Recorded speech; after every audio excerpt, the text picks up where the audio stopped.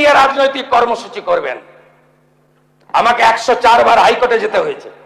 আর প্রাক্তন মুখ্যমন্ত্রীকে 15 দিনের মধ্যে রানী রাসমণি চেয়েছিলেন, আমি বললাম যানজট হয়ে যাবে। আমার ধারণা ছিল প্রচুর লোক আসবে,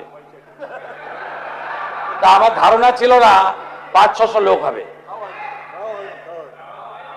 আমি বললাম ওয়াই চ্যানেলে করুন, বললেন কে বাধা দিয়েছে?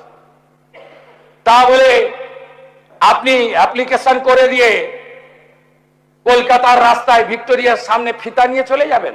কি মামার বাড়ি নাকি? ফিতা নিয়ে যাবেন মাপতে? কে অধিকার দিয়েছে আপনাকে?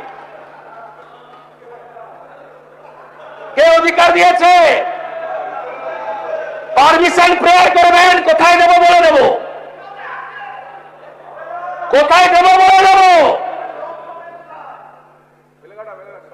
আরে আপনাদের লোক প্রচুর, প্রচুর লোক, লক্ষ লক্ষ লোক, 30 লাখ লোক হয়। 11 সালে তো ব্রিগেডে গেছিলেন, এবারেও চলুন না ব্রিগেডে যাই। দম আছে? দম আছে? দম থাকলে লড়ুন, কোনো অসুবিধা নেই।